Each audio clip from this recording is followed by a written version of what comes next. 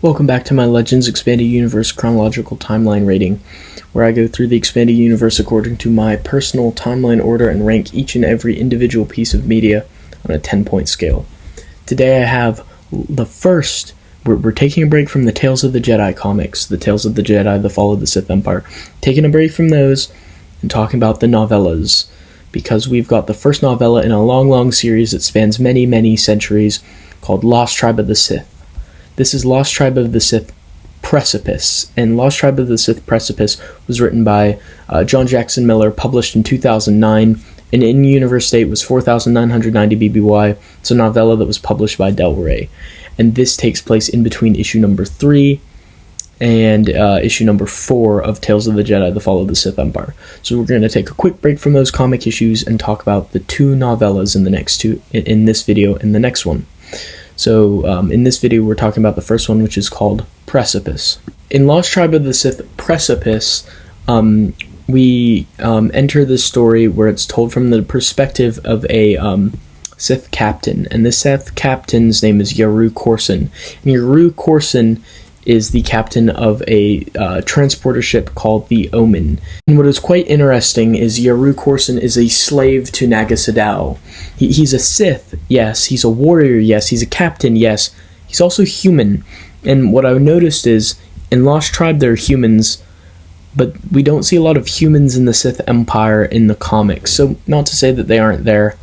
Easily could be there. We're not seeing every part of the Sith Empire, but just something interesting I thought I would note. So the human Yaru Corson is the captain of the ship, and they are transporting stuff for the war effort against the Republic for Naga Sadow. But then they are ambushed by Jedi starfighters, and things are not looking good. So when we open the story, they are like, their ship is damaged, and they're falling down onto this planet below that they don't know if they can breathe. They don't know what the planet's like. This was the only place in Star Wars where I remember fearing a crash landing. They make you terrified. John Jackson Miller does. He does a great job writing this scene. You really feel like you're gonna die, the way he writes it. There's this hopelessness with the crew. Some of them give up. A lot of them die. There's a couple survivors, otherwise the story wouldn't go anywhere, right? But still, this is a terrible incident as they are getting sucked into the gravity and slowly crashing down into the planet. Yaru Corson's trying to hold the ship together. All of his crew, some of his crew die while they're crashing, some of them die on impact. This is just a terrible incident, and the way John Jackson Miller writes it is so hopeless, so bleak, so terrifying, genuinely. Like, when the Millennium Falcon crashes, you know that everyone's going to be alright. But this ship crashing, he writes it in a way where, like, you feel terrified. I genuinely did. This is a terrifying crash that he depicts. I should mention that there's another ship with them there that is called the Harbinger, and this will come up in the Jaden Core novellas or novels way later on.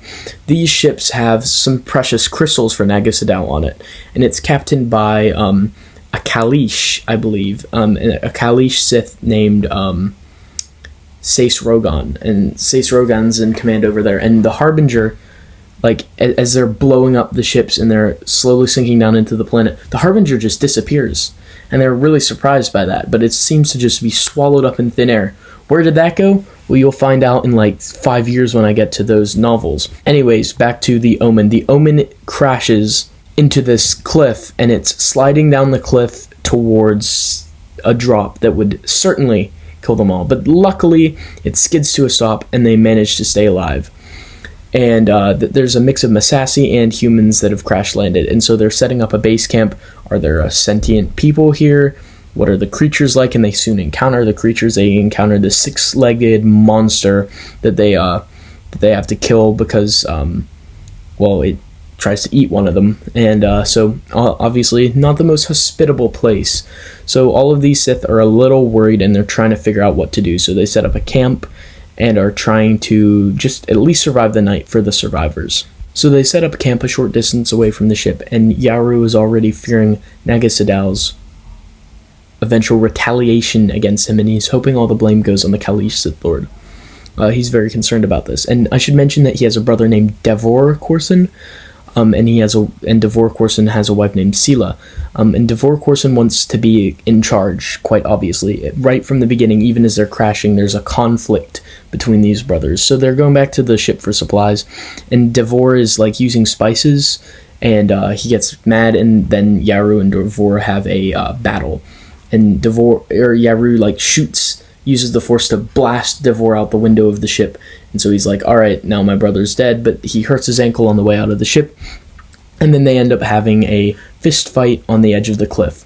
The fist fight results in one brother dangling over the side of the cliff. As you would expect to happen in things like this, when there's a cliff involved and two fighters, one is going to dangle over the side. So he grabs onto his brother, and he's going to pull him up, but he's a Sith. So he lets go, and his brother falls into the abyss. I should also mention that there is a sentient species on this planet, and they're called the Kashiri. And the Kashiri ride around on these huge winged creatures. And so now the Sith people who are left on the planet have someone to conquer, because Yaru noticed there was a rider on a winged creature as it surveyed them. So as Yaru is beating the crap out of Devor and dropping him off a cliff, he noticed that one of these winged beasts was up, and that there was a rider on it surveying him as he conquers his brother there. The winged creature also collided with the ship as it was crashing, and everyone was like, oh, what's that? As they collided with one of the winged creatures on their crash landing. And so these winged creatures are in fact the mounts used by a local people. So the Sith are trapped, but now they have something to do. They have a motive. They're going to conquer these people, and we will see that in the next novellas. Overall positives: this story really made me nervous, and this story really showed the brutality of the Sith. I really like John Jackson Miller's writing, and Yaru Corson is an interesting character. I was enjoying reading about him. One problem I have with this story, one big problem, is they kill off the Massassi, the red-skinned Sith, the coolest part arguably about the Sith Empire at this time. And boom, boom, boom, boom, boom. The Massassi are killed off. Of the mysterious virus, something in the atmosphere disagrees with the Massassi, so the Massassi, or the Sith species, as they are known, all die off, and now it's just the human Sith left behind. That is really annoying. That's really annoying, because the Massassi are so cool. Why did you have to kill the Massassi by some virus? It doesn't make sense. But I said it's just humans left. There are some other aliens left. There's a mix of alien and human Sith followers left. But now the Massassi are gone. That takes my interest out a little bit. Overall, though, I think this is a really solid story. There's a lot of good things here. Yaru Corson is very interesting. The connection to the fall of the Sith Empire, really interesting. The Sith here talk with an odd fear. They fear Naga Sadow. It really adds a lot to his character with how much they discuss Sadow and how much they absolutely are terrified of him. It adds a lot narratively to the comics. It makes him seem scarier. Yaru Corson, again, interesting character. The crash, really well written, really terrifying. This idea of being on a new planet, and now with the goal of conquering a people so that Naga Sadow, if he finds them, which they believe he will, they can appease him by being like, here, we've conquered this people. All very interesting. I've enjoyed lots of the parts of this story. That being said, I did have the one negative: the Massassi are just killed so quickly for no good reason. But with the exception of that, this is a really good story. I would give it a 5 of 10. I know that Lost Tribe of the Sith gets some hate, but I think it was really well written. I know it gets a lot of hate. I think John Jackson Miller did a good job with these. Even though I remember this one was my favorite of them all, I still think there's potential here. And the next one is going to deal with them conquering the Skyborn people, as it is called, Skyborn. That's another thing I do like about these. Precipice clearly refers to the cliff that they crash land on. and that they're staying on by the precipice. Also, they're on the precipice of being gone as a society. So I like all of the meaning that John Jackson Miller gave to his titles here. That's very interesting. And Precipice is a great title for the opening inaugural novella of this Lost Tribe of the Sith story. But what did you guys think of Lost Tribe of the Sith Precipice? Is it better than a 5 of 10? Is it worse than a 5 of 10? Let me know. I really think this one is pretty darn good.